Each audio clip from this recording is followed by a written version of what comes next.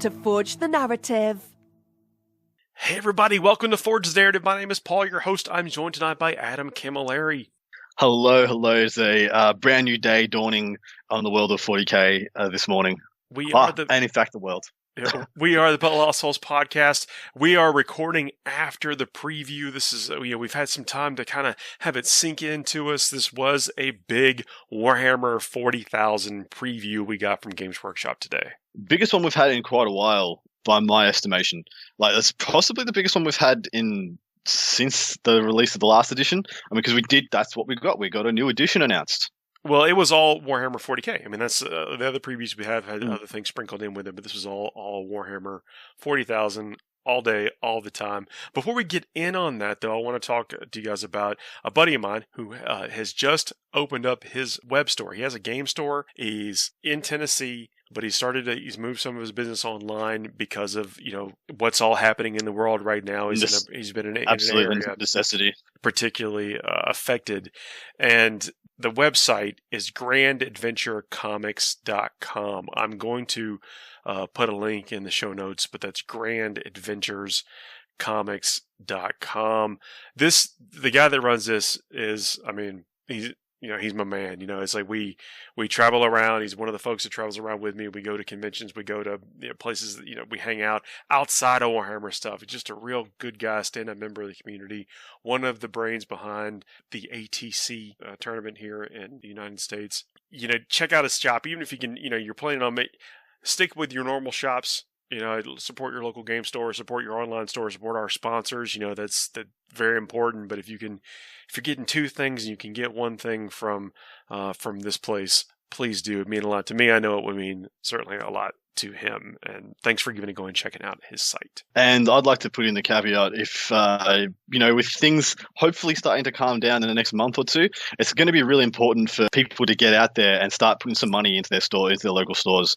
Start that army you've wanted to start for a while. I mean, I'm not telling you to go crazy and, buy $1,000 straight off the bat, because most of us don't have that to spare, unfortunately, at the moment. But whatever you can give to keep the hobby going, to keep our stores and our local scene thriving and hopefully growing eventually again, please do. I think it's really important. Yeah, thanks for saying that. And I don't think people should spend just to spend, right? It's not, if it makes sense, if you can do it, if you have, the budget to do it, then please continue to do it, because some of these places, they need that kind of flow of the economy to still work. So they are there for us on the other side. But again, it's a choice, right? Everything's a choice, but even now you have to be a little bit more careful with it. And I'm, certainly sensitive to that with folks. Just wanted to, with anything that we mention on the show, I just kind of want to shine a light on good people doing good things. And this is definitely one of those. And, when you are purchasing from the folks that we mention or represent on the show, they're the people that either we know or believe in or whatever. And this is doubly true with this web store. So please give it a look if you can. Yeah, absolutely right. And I want to talk about one more website. What would that one be? ForgeTheNarrative.net. ForgeTheNarrative.net has had a complete overhaul, and it looks amazing. So a new website for the new age. That's it. I guess it's the second edition of the website to help talk about 9th edition. Man, it looks 40k. It looks fantastic. I'm a big fan. It really does. So Josh Diffie from Best Coast Pairings and Down Under Pairings, and your man, the wizard himself. The guy is just a dude who gets stuff done. Yeah. We're walking through the process now. I picked out what I wanted it to look like, but I just kind of said things, right? And then he goes off and performs this sorcery that makes it look exactly like I asked for. It's very clean. I think it looks pretty slick. There's a way on the site. You're going to get easier access to listen to the podcast if that's how you go. If you do go to the site and listen to it that way, it'll be easier to do it. But there's also, we added, right now it's a Spotify playlist for Hobby Time. And right now it's just FTN episodes, but I think I'll start to update this with things like either, music that I listen to or other podcasts that I listen to. To fill it, you could basically, I'm going to kind of curate a playlist over time on this thing, and have 10 or so things worth, for you to sit down and whatever, if you want to consume it that way, or just want to hear what I'm listening to. The show, our show, very family friendly. I can't promise that the music and that kind of stuff, if it gets added there, will be completely family friendly. So, just a little caveat on that kind of stuff. But no, yeah. Anyway, it's neat. Check it out. The website is awesome. It really does have just a slick look to it. And I think you'll like it if you haven't gone there and checked it out in the past. That is forgethenarrative.net. Nice. I know it's a lot of placement and stuff at the beginning of the show. We're going to talk about largely, our impression of the reveal today. And man, this reveal, I mean, there's going to be stuff that comes about with a new edition, right? But really the enthusiasm seems to be pretty high for this. We had a logo change. This is the first Warhammer 40,000 logo change we've had since, I believe, 3rd edition. Yeah. Who pointed that out? The gentleman joined us on the live stream last night. I can't remember his name. Will Bundy. Yep. Yeah, Will. He went and got out all his old rule books going back to 2nd edition, and he was able to show us here's exactly where it changed, guys. And man, yeah, you're right. It's been a very long time since we had a logo change for 40k. Now, it is noted that the Games Workshop logo changed to be the hammer with the eagle and stuff on it. Changed. How long ago was that? I think that was that 2 years? Was that with the new edition? 2 or 3 years? Yeah, couldn't be longer than that. Could be. So, yeah. It's probably due. Probably very due. So with the figures that we saw, so they launched a new website. We got to see some figures being spoiled on the during the teasers, but then with the pictures on the website, we got to see even if you break out your magnifying glass, you get to see even more new figures. And it looks, I mean, if what we've seen from the Necrons and the Space Marines is a starter set, it's like if the two like the collection of models that we see are a starter set, that's going to be a really super impressive starter set. Now, I don't know, but it looks like it's pretty giant as far as the figures that you're going to get in that set. If that is one. Absolutely. Again, we don't know. I don't know, but It just seems like it. I would agree with that 100%. Looks huge, man. Are you relating to some pictures we've seen trickling in and out of the place? Because I'm not quite sure if those are leaks or if they're been released by GW. Because so much. To the Warhammer 40,000 site and you click on the factions and stuff, you'll see more pictures of models. And if you have to, I guess, click through and around the site, and you'll see some Easter eggs from what are going to be new models. I mean, they are new models, right? And a lot of those, you're talking about, these pictures have been cleaned up, so now we're getting some good looks at what this new stuff is. Now, the picture of the Necron stuff that you're talking about, there is a lot in that picture. I'm not sure it's believable that could possibly be all in one starter set. I think that's.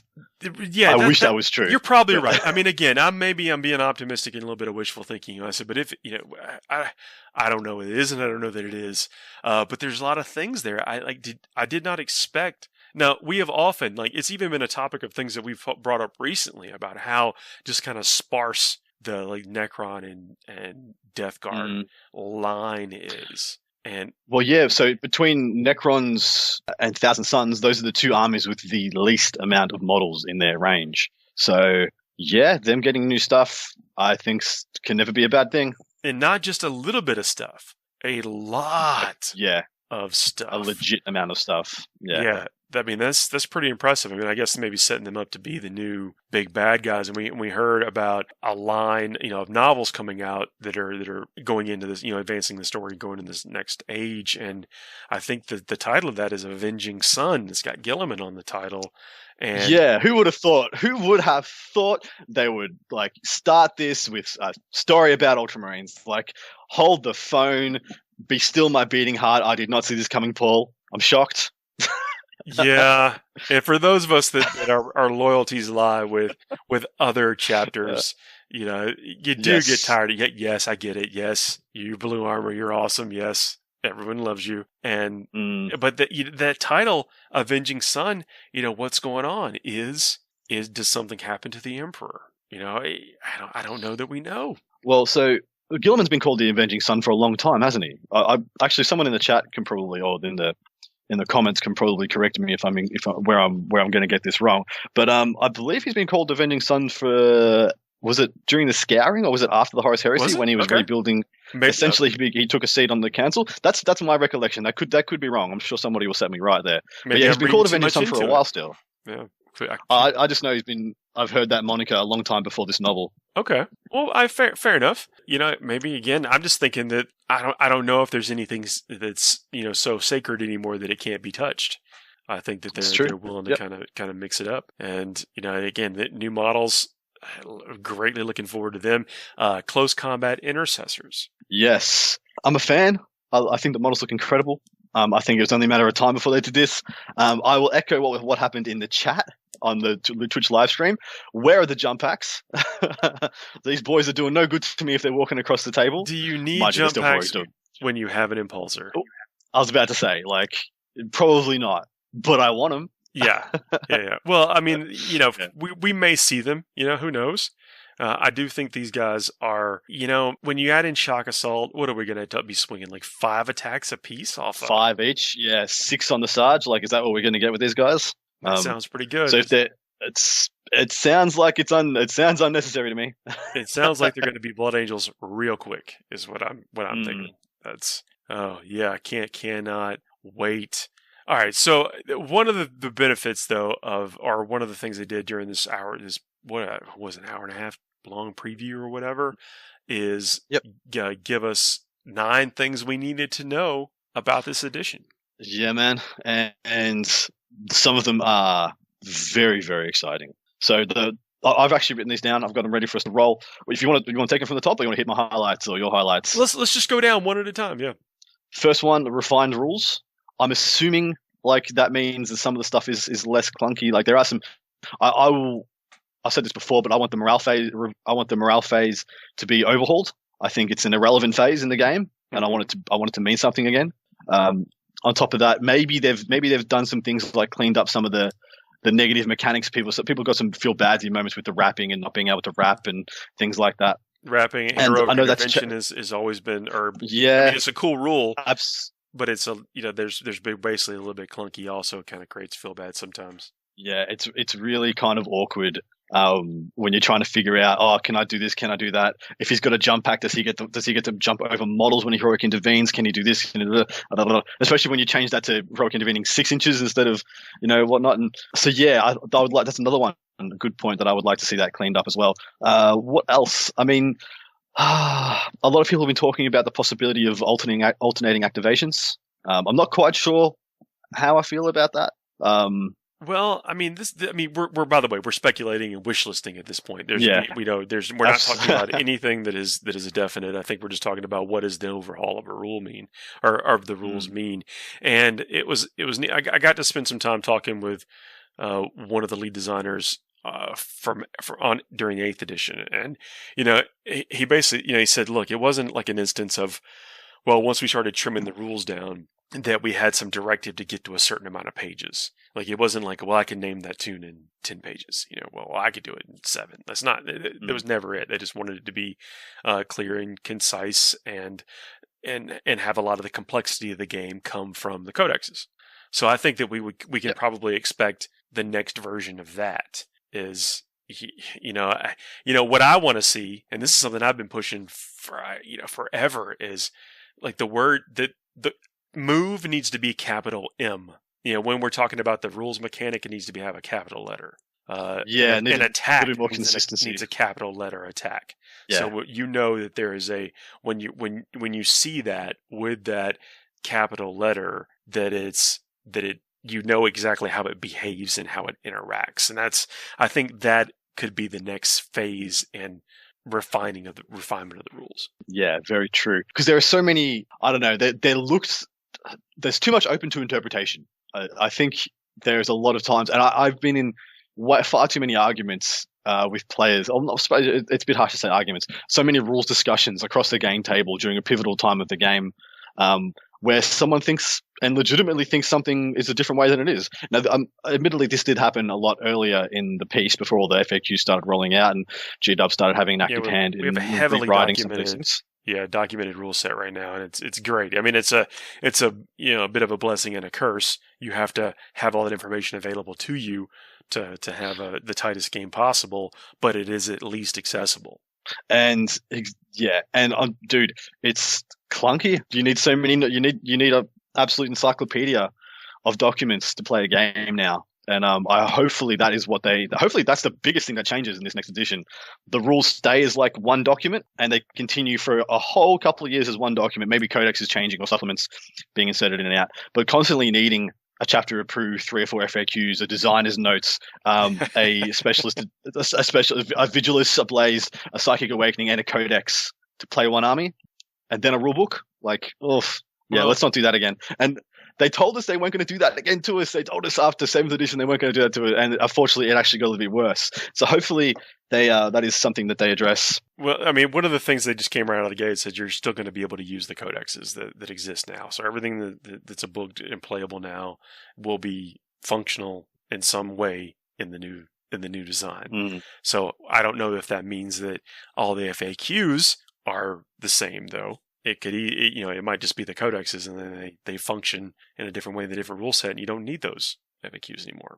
I don't know. We don't know, but I think that would be something that would be cool. Yeah, I agree. Next one is Crusade system. Now, this is looks like it's a new system they're employing for, I guess, the promotion and the growth of more narrative-based formats. So this would be, they got the 3 ways to play. This is like the next version, or the stepping stone up from narrative play.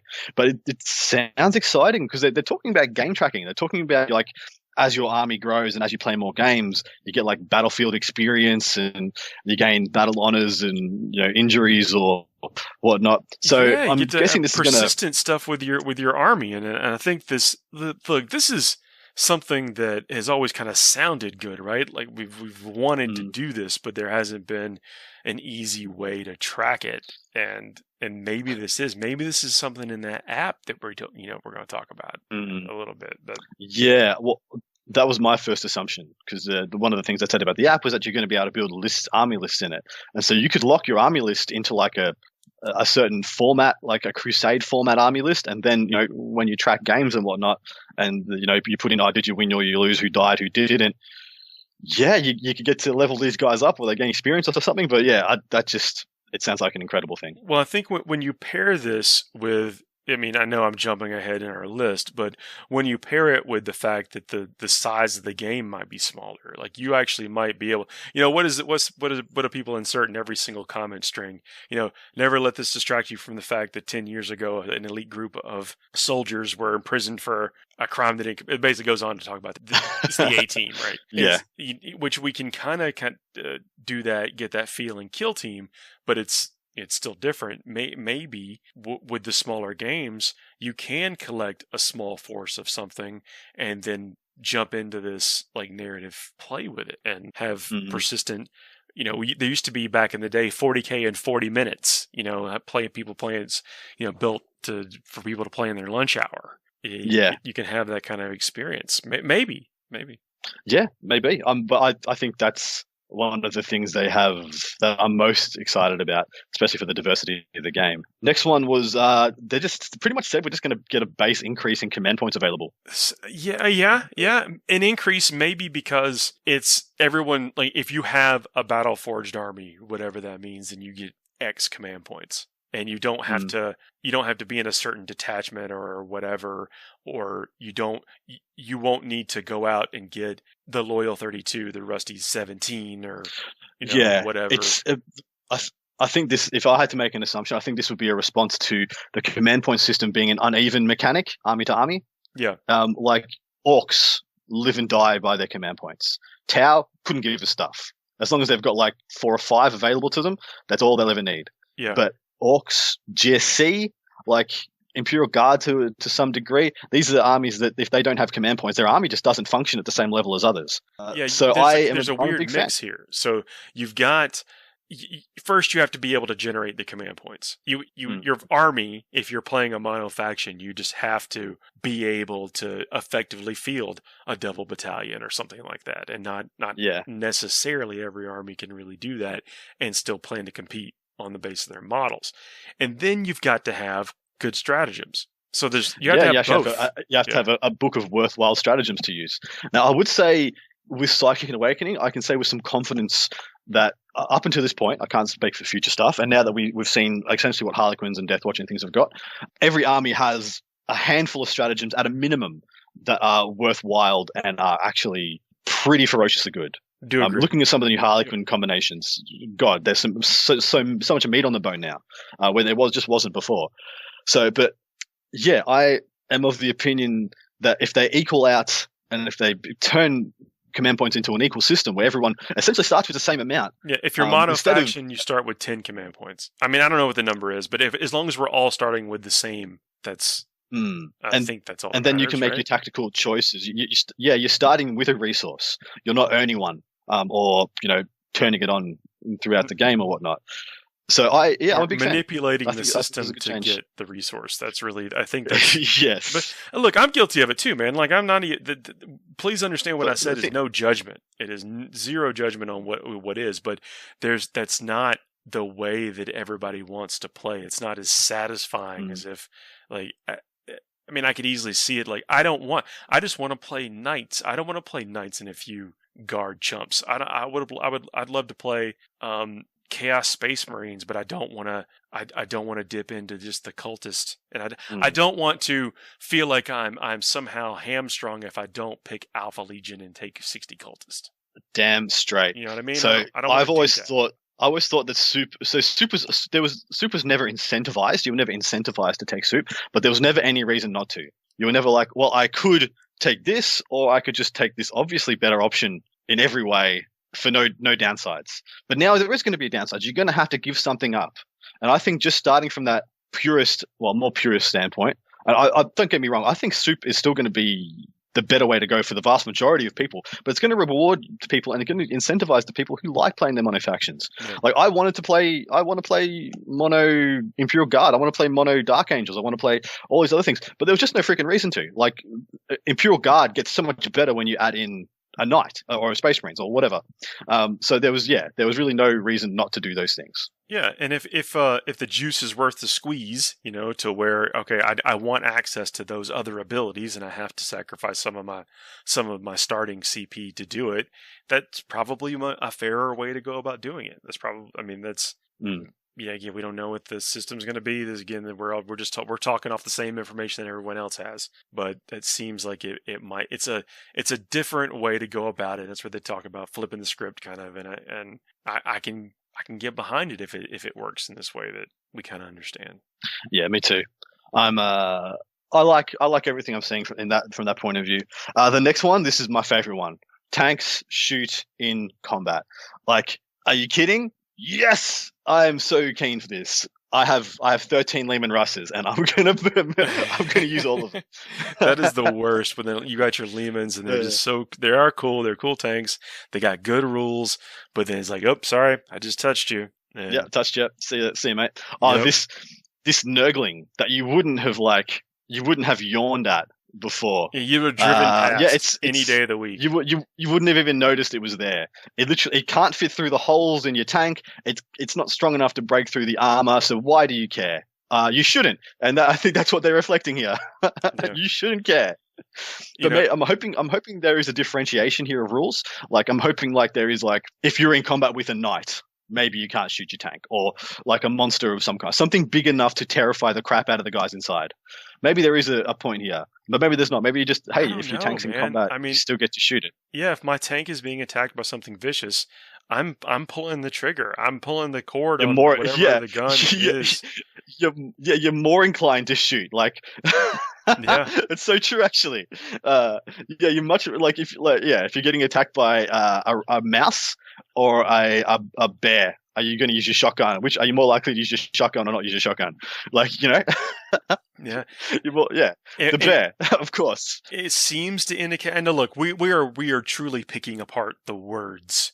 And it's hard to know whether or not these words were said specifically or whether it was just written, colorfully for the script. But it does seem to indicate to me that you are able to fire at what you are locked in. It's not like you can ignore them. Like some of the super heavies have the ability to ignore what they're locked in combat with when they fire. Yeah, and maybe the caveat will be you have to shoot what you're in combat with.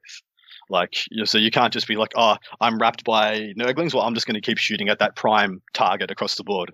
Maybe, yeah. There's a lot of stuff they can do with this, and I like all of those options because all of them are better than what we had already. That's a great and point. I hated it. That's a great point. Like, no matter what, if there is anything that allows you to play with your toy, then it's better than it was. Straight. Next one is one that I think everyone has wanted since the start of the edition, which is enhanced terrain rules. Now, they were specific on some of these cases in saying that you'll get bonuses when you're defending a building and someone's trying to assault you, or when you charge from out of line of sight, things like that. I love this. I absolutely adore it. I love it. It's something that I missed from previous editions, or from pretty much every edition from Warhammer up until this point, to varying degrees of love and hate. But this is one thing that was so obviously missing from this last edition that I'm so keen to see what they do with it. I remember, I mean, this is recent. I was watching you play a game on a stream, and you had some scouts or whatever near a shipping container. And somebody goes to shoot at them, and the shipping container basically provided no benefit at all, and you just got no armor save and had to pull models off the table. Yeah. I mean, that's rules, right? I mean, it's no big deal. That interaction was exactly right, but it still didn't feel right. No. And maybe we get there, and like this whole business, like with how terrain is always interacted with vehicles, is kind of weird. Well, are you more than 25% obscured? Like, well, am I 24 or am I 27? We don't know. Yep. And what specific cover save does this piece of terrain give? Is it a 6+, 5+, 4+? Is it -2 to charge you? Yeah. Yeah, and that's largely been taken away in this in the current edition, to where it's the only really certain things actually grant you cover kind of thing. But it's always been weird with rather than having some granularity to it. It's just been a switch that's either on or off. Like terrain is either an on or off switch. You don't get to have half terrain. You don't get to have half anything. It's like there is terrain that makes a difference, and there's terrain that does not make a difference. And the only terrain that seems to really make a difference is ruins. And so, that's always been a shame. We're going to call this ruins? And so therefore, everything's ruins, because you want terrain that makes a difference, that makes an impact. You want some tactical choices. You want some nuance within your game system. But like you go to at LVO, I think there was maybe one non-ruins thing per table. Yeah, Everything else was just, there was this ruin and this wall and this ruin and this ruin, and then there's another wall and then some barrels, which can also be ruins. Which were, for the purposes of our conversation as players, is ruins. Is ruins. Exactly right. Because you both want it to be ruins. You both want it to matter. Yeah. So maybe we get to a point to where I'm not saying I want us to have a tome of terrain that we have to memorize all the different stuff. Like it's very, I don't know what the best outcome is, but I hope that we get sensible terrain rules that make use of all. I mean, plus the plastic kits that they produce. We all got a bunch of homegrown stuff that we've made over the years and stuff. It would be great if it was. We often refer to, I guess, in like a sports term, the terrain is the 12th man. It could be the third player on the table. Yep, and it should be. I think it actually should be, not in a way that's imbalanced to one player or the other, but it should be it's basically a character in the story. Yeah, I agree. It's a player in the game. Your two armies have come to this meeting place, or one army has sprung a trap on the other one, or you've come across here at this pivotal point for a reason, and I want that to be a meaningful reason in the battle that we have that ensues. Yep. You know what I mean? Yep. Like, your Drakari ambushed me in this place. Why? There was obviously some reason they did it, and I want that to be reflected when I feel like I'm fighting against something. Like if the odds are stacked against me because there was a better tactical choice that happened in this setting. I want to understand that. Yeah, absolutely. Yeah, I'm looking forward to it. Yes, that's a great thing. What's next? Every size of game is balanced. So I would assume they are referring that to, now this is a straight up assumption, which I'm sure we both love and loathe, but power level. I'm assuming they're referring to power level, because power level was in a lot of ways what we would have used to try and balance a game prior to things that weren't tournament standard games, essentially like non-competitive games. And they specifically said games of every size are balanced. Does that mean they've put some effort into the power level system, or that means they've scrapped it and they're just going straight back to whatnots. But see, look at the picture that they show during that. They say every size of game, well, that can mean point values, 500 point, 1,000 point game or whatever, but it also shows different table sizes. Oh, okay. Yep. So they're saying that they've regulated the size of tables. If you are at this size points level, you should be playing on this size table. If you're playing on a 4x2, you're going to have a balanced experience because you use these rule set. If you're playing on a 3x5, you're which is I think like a standard coffee table size not coffee table, kitchen table size. Then you have these rules. If you're playing on a 4x6, here's your rule. I mean, complete speculation, but that's I think if you go down to just the pictures and then the use of size, that's likely what it's about. Yeah, that was I actually didn't notice that the picture thing in there. So my head went straight to power level because that's what I've always synonymated smaller games with. You want to play a smaller game? Yeah, how much power level you want to go for? Bada bing, bada boom, done. It could be that maybe that's how. I mean, maybe that determines what table you play on. Yeah, true. If you go above 50 power level, you're this. Yeah, automatically. Exactly right. That would be another great way to kind of maybe mesh the size of the games in with the Crusader system. I love this kind of thing because I think it gives, if it pans out and it's fun, then it gives tournament organizers more flexibility to define what type of events they would like to run. Indeed. Absolutely, indeed. Or maybe what they have the capacity to run. If you just have the burning desire to run tournaments, and you determine that you have the physical resources, terrain, or space to run whatever the smallest size of game of match play is, maybe that opens up where you can do it now. Yeah. Yep. Very good point. What was the next one? Reserves changed. So I suppose this, if I had to have a gut check, this is a response to the game getting so killy. I don't know how many times an episode I'll say this on a Forged Narrative, but the game is very killy. Lots of stuff dies. Lots of stuff dies very quickly. And the safest way to not have your stuff die is to not have it on the table, and therefore it can't be dead. So I think, their changes to reserve rules, maybe that means they've opened things up so you can put, maybe for command points, you can pay to keep things in reserve. I think that would be a good fix. Hey, I've got this super killer unit that I don't need until turn 4, turn 5, but it has to hit turn 3, and they've got a really good an army that's really good at zoning me out until turn 3. I guess I'll smash some command points down or some other resource pay to keep them there. Reserves used to be a mission rule. Like if reserves was not on the list of things that you could do in a mission, you couldn't do it, even if you had the ability to do it or whatever. Like the old Dawn attack scenarios and all sorts of other wacky stuff we've been across. But that's cool. Like maybe it's a specific thing. I think it sounded like they're giving it away more wholesale. That's what it sounds like to me too. Like it's just going to be something that people have the ability to do, which will be interesting to see how it interacts with the stratagems that allow people to do that, for different things. But because it's a very real thing that some armies play the reserve game a lot better than others.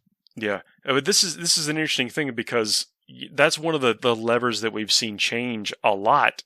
Even in the scope of this edition, is how do things come down and when do they come in? And when do things drop into the game? Like, for a long time, what was it? It was GSC was they put in all these rules to make it so you had to be down. You couldn't drop turn 1, you had to drop turn 2 or 3, and then they gave it was quite clearly worded to a lot of people that GSC could do it turns 4, 5, and 6 by paying stratagems like returning to the shadows and things of that ilk.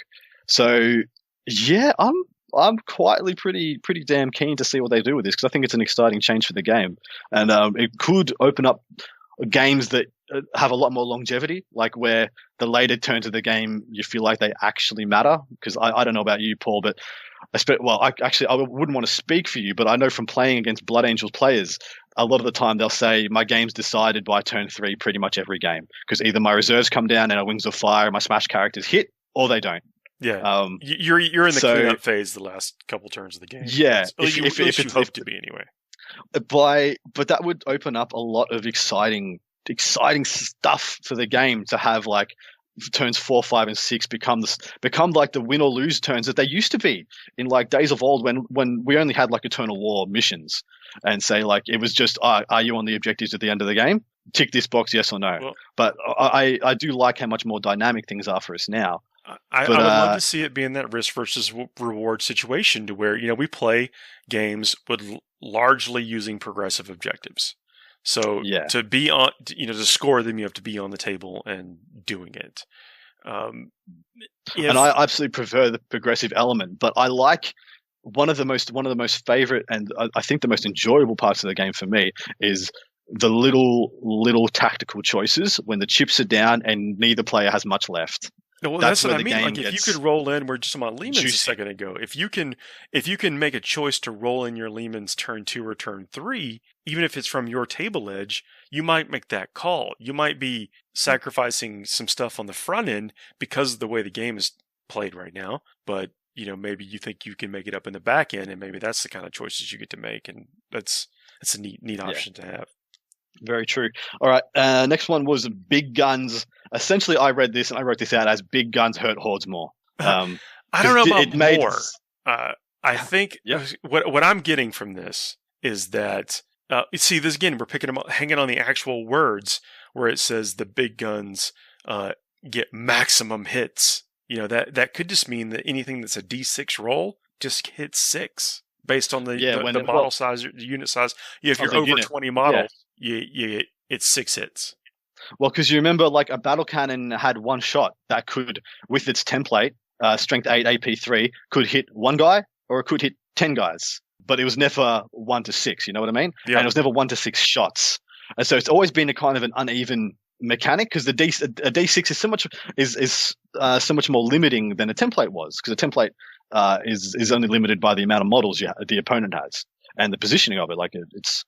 And whatnot, but a D6 only has 6 options on it, and so there's only so much granularity between those 6 numbers, and neither of them. A lot of the time, when you're playing, let's say I'm playing a battle, like I'm playing against what you said before, like 90 cultists. Yeah, one battle cannon shot. Okay, I roll a D6. It's one hit. Yeah, but that hit is still that hit is still a massive, gigantic explosion, the size of what in my head looks like a large blast template. How does it only hit and damage one dude? Yeah, it's only one doesn't tank compute. shell. Right. Yeah, so the one tank shell.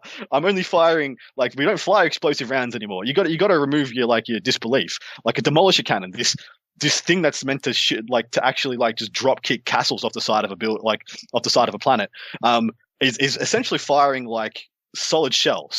Nothing is explosive anymore. At least in the game terms. Nothing. You get that many shots and there's nothing shoots an explosive round anymore. Not even a bolter, which is a mass explosive whatever rounds. They only can damage one dude. So I've always wanted something to make them feel more juicy. And they've tried to do that. Things like the Lumbering Behemoth, where you get to shoot twice if you move under health, which has been something that's adopted by a wide range of I guess assault tanks, battle tanks across all the multiple factions. Eldar's got it now. I think that's a recognition that they needed something else as well, because there was like a Lehman Russ battle tank demolisher, whichever variant you want, should be good at killing hordes of Tyranids. Mm-hmm. It feels like it should be, Yep, but it's trash. It's actually trash at it. But yeah, maybe so. Let's take a break, then we'll come back and we'll jump into the rest of this list. See you in a minute. All right. FTN is brought to you by Discount Games Inc. Please visit them at www.discountgamesinc.com. And don't forget to ask Jay about ways to save even more on your hobby projects. We are back. It's still Adam and I here, and then right as I cut to break, he's like, Paul, we only have one more. He cut, and I'm like, yeah, dude, we're on like 8 of 9. Well, we've been going at this, rapid fire. I love talking about this stuff, man. So yeah, I got caught up in it. I don't take breaths very often. It's been noted. Like, people question my humanity. So the last one on this is flyers. Now, they specifically said flyers don't crash and burn when they run out of table. They go off the table and they come back on the table. What does that remind you of, Paul? Oh, that's 5th edition flyer rules, right? I mean, the zooming and the stuff. What do you think the stance on this is? Because there's been a lot of discussion in this edition about deployment, and can you ever, like, there's actually nothing in the main rulebook until I think we got the FAQ that said that the model had to be completely on the table. Yeah, so you used to be, as long as the base was on the table, you could have the wings overhanging or the guns, which made my life very easy playing Valkyries, because those things are friggin' massive. And then later, when I started playing the Dark Angel flyers as well, they don't have quite that problem, but they still got a heftier wingspan. But yeah, then they made that ruling that every part of the model has to remain on the table, which makes a lot of sense. And that was a ruling that wasn't just made for flyers; that was for tanks as well, tank sponsons, all sorts of other stuff. But yeah, this sounds like so really the flyer rules we had this edition was the only time we've had flyer rules like this. They've always been what it sounds like they're going back to. Yeah, I mean, to give more flexibility. I mean, I don't know that that's what's holding back a lot of flyers right now. Is just the ability to move, but the fact that we're going to see some rules overhauls, and you're able to get what is a more, I mean, I don't want to say narrative, but the theme can fit with what you expect, because it's like Eldar flyers with the double pivot is amazing and incredible. You get them doing, I mean, it makes them super, super playable because they have good stats, right? But their movement rules make them a lot what makes them actually, just because they're the only flyer that can continually pivot across a single line. Like you can fly them on a single line back and forth, thereby staying out of range of guns, staying out of range of assaults. Like they have so many like natural advantages. It's actually kind of almost not funny. Yeah, simply by that extra pivot. Now, when I think of flyers, when I narratively think of how I want flyers to work, I don't know about you, but I have like all war movies and like Indiana Jones in my head, where you hear the flyer coming, you hide for your life, it shoots a bunch of shots, and maybe it gets you, maybe it doesn't, and then you're good for another minute. Yeah. Get back up, and you're like, okay, mission's back on, guys. Who died in that strafing run? Johnny's still here. Barry's okay. He lost a leg. He'll be fine. And then you continue on your way. Those are what I remember from, as a kid growing up. This is how planes work. Now, I think forever that was how they were until this edition, when they became this really binary thing where, do you have flyer rules that are good or not? And that was either determined by, like an extra pivot, like you said, very relevant shooting, being really relevant points costs, like cheap flyers. And then on the last one being like, how many extra layers of rules do you get? E.g. like Iron Hands flyers, Do you just have... That's what I played. I mean, it was very, very fun. It was fun. Of course you did. Yeah. And you ruined Dark Angels for everybody. It's fine. Apologies. You're not sorry. No. But yeah.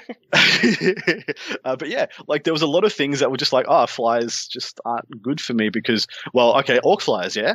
Apart from the Dakka Jet is apparently quite respectable, and now they've added a lot of rules in Psychic Awakening to make Burner Bombers more respectable as well. But man, there's the Mecha.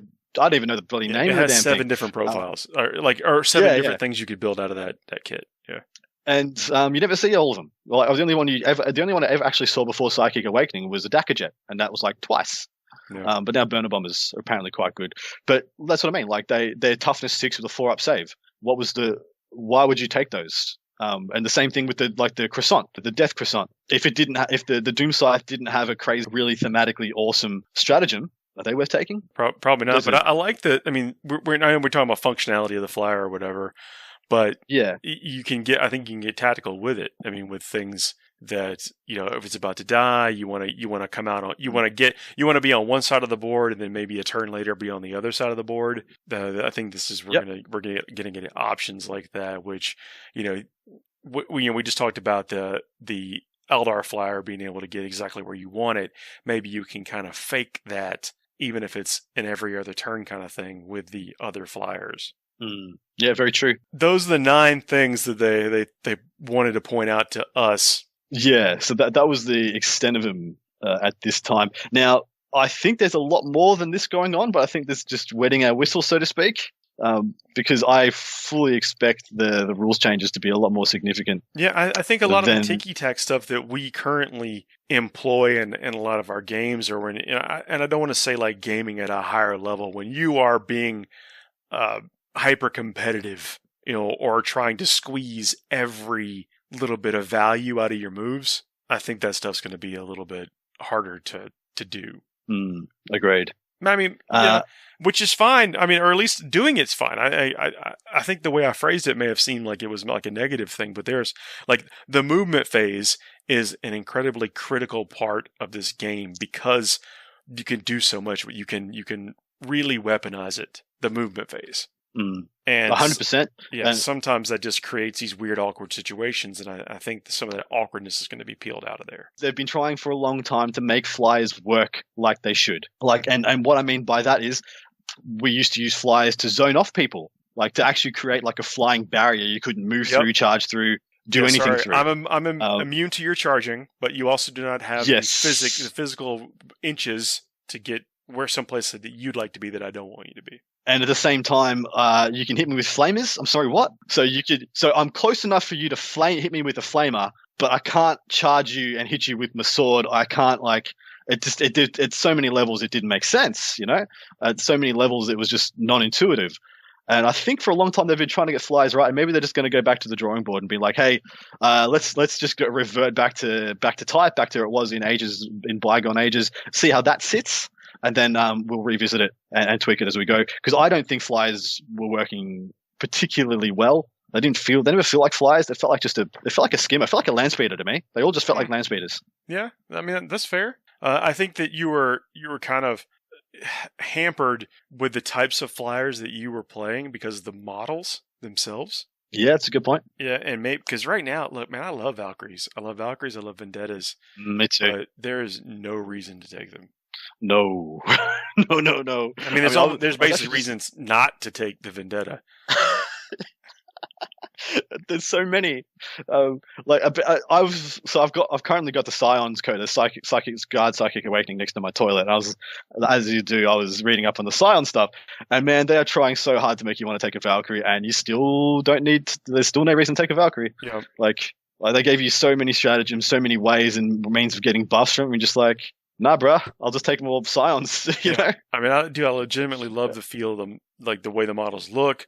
I love the rules that they've had in past editions. Yeah, I've used them to drop and transport guardsmen. It was just almost like a Swiss Army knife of things that you could use in a game. And now it's just like, this thing is just sitting around taking up space in my house. Yeah. I mean, and I don't want to feel that way about my models. Mm. And I feel like that even though I've never voiced it before, I think a lot of people probably feel that way, and it seems like that's going to be addressed. By these new rules, I think so. Yep. Should we talk about some new models? Which one do you want to talk about, man? Because that teaser for this edition, where the Necrons are come out blazing in the Sister Battle. The Necrons are laying down the Cadians. The Sister Battle comes in, helps saves the day. She gets some goss on her. She goes and uses her miracle points or whatever and gets that goss, heals itself. Then she's battling against this, what is some kind of weird Necron thing. We don't know what is that? Giant tripod Necron immortal with a scythe is essentially what I scythe and a blaster or something. I mean, yeah. Necron Knights. I would like to point out a parallel here. If it's true that they're making, and it feels like it is, they're making Necron the big baddie in this one. Don't want to say this is a negative, but it could be construed both ways. Some people see this as positive, negative.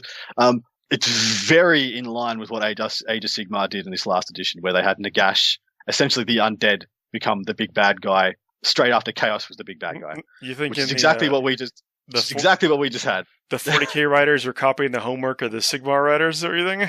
I would say they're writing them exactly at the same time together, holding hands. I say it's one. I don't like to draw the parallels like that. I don't like thinking of this as just one narrative and they're copying each other, because it in my head it detracts from both. It's like, it just makes it a bit less cool. It's just feel like we're doing something that's already been done. And I would say there is kind of a Bone Reaper-esque feel to some of the Necron models that are coming out, just by the size that they're going to and some of the constructs and things. And on top of that, the new Marines do feel like Call's just decided to open up a new Stormcast vault in his big ship full of different new armored stuff. Yeah, look, I don't think this is necessarily a bad thing because the models are freaking amazing. You are probably right to draw some of those parallels, but that doesn't make it bad. You know what I mean? It does not make it bad. And do you know what? As long as the models are still good, I'm not going to be able to say it's bad or like all that troubling to me. As long as the models stay good and the rules are fun, I can deal with the fluff not being as good as it could be. or the narrative not being as good as it could be. Because if I want world class narrative, I pick up a Horus Heresy book. Unfortunately, the time for me wanting like top shelf stories from 40k is actually a couple editions ago, where I feel like that stopped for me. That's me personally. I think the Necrons it's gonna get tied into some stuff with Mars. I'm willing to bet that we get some I think some deep lore is going to resurface from this,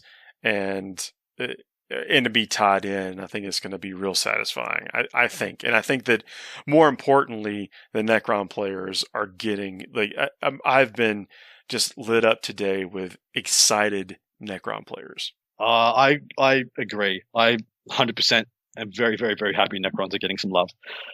When was the last time they got a new kit? A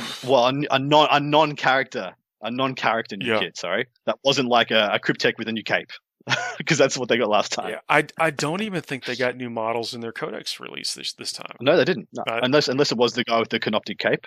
Maybe they got a new Overlord or something. Maybe. But yeah, and now it looks like they're getting a whole new range, like a literal whole new entire wave of releases. And I'm just gonna say, I think I said on a couple of weeks ago, my most favorite iconic Necron model is the Monolith, and there it looks like they're getting a new Monolith, baby.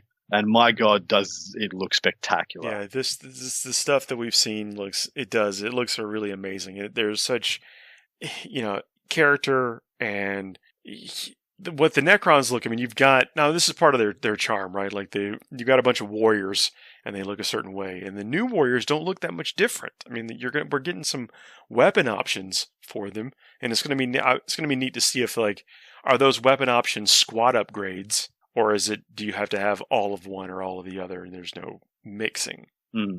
Curious to see how that works out, because it looks like there's a minimum of 2 different weapon options. So if off that you seem like there's a bolt rifle and an assault bolter option.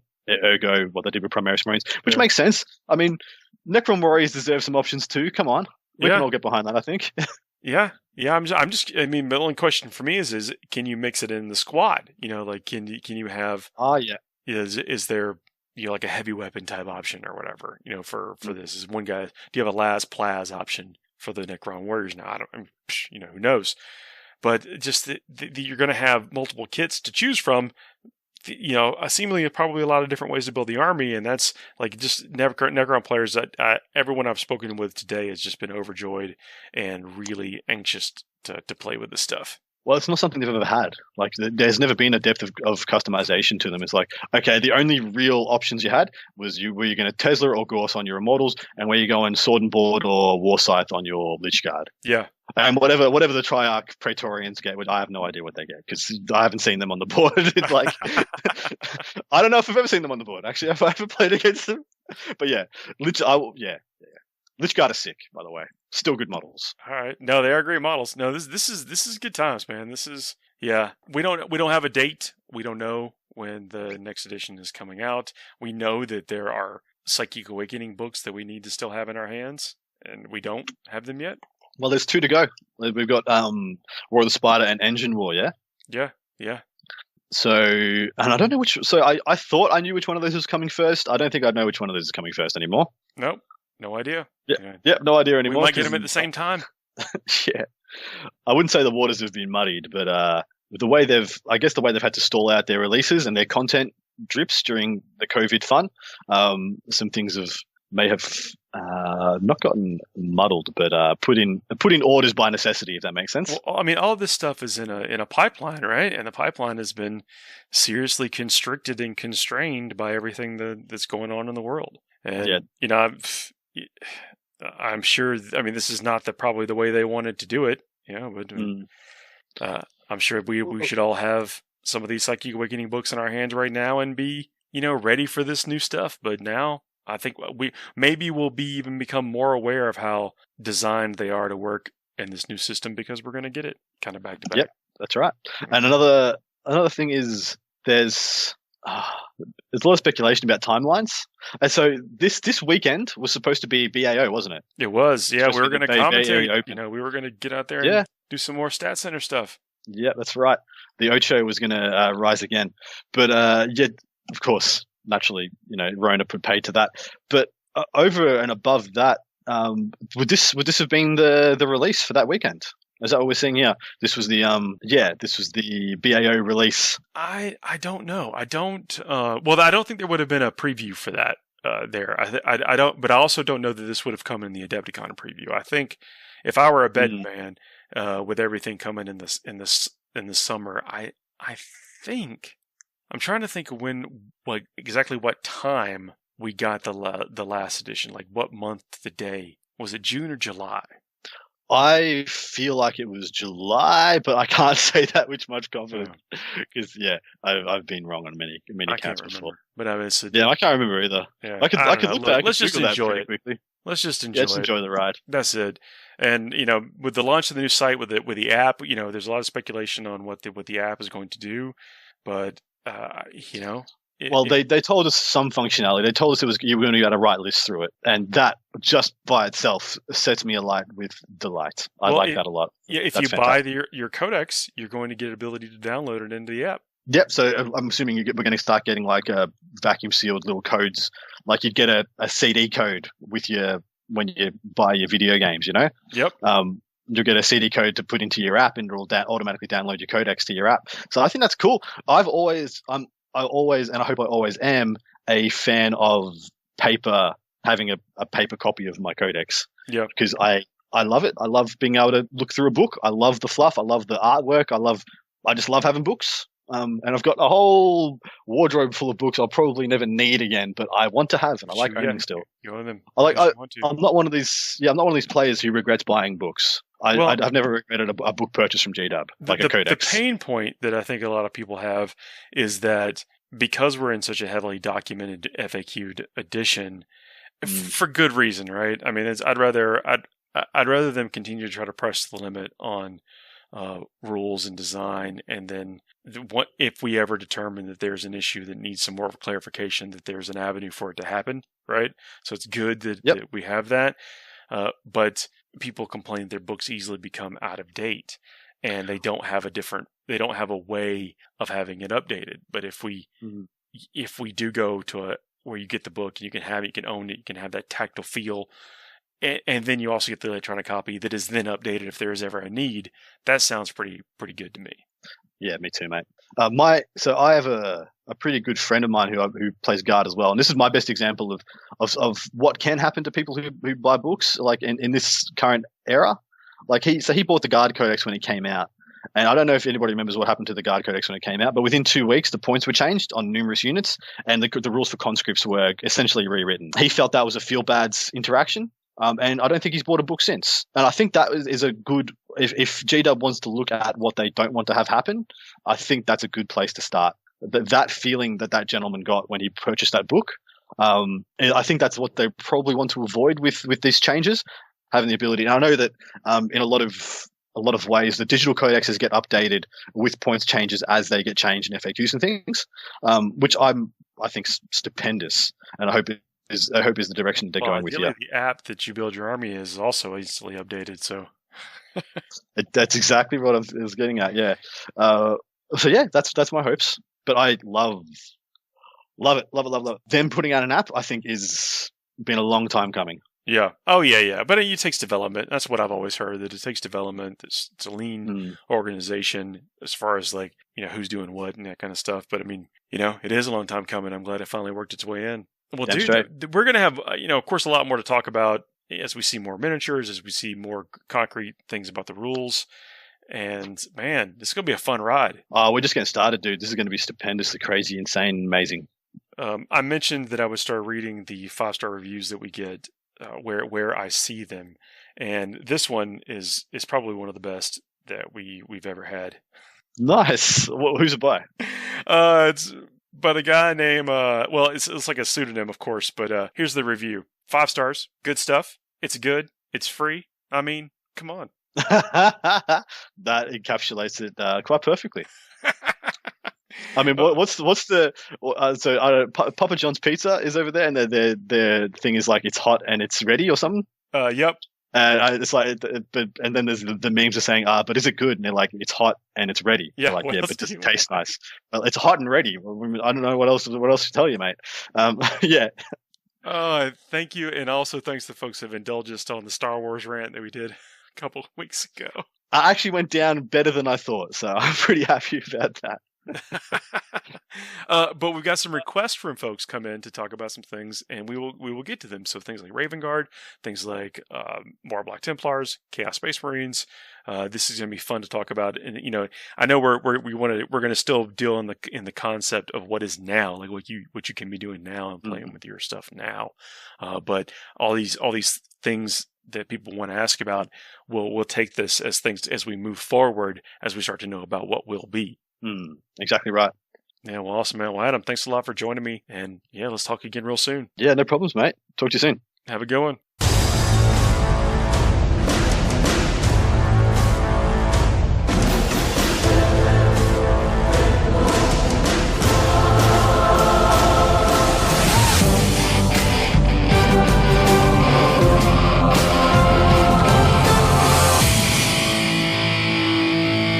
Go ahead, make my day.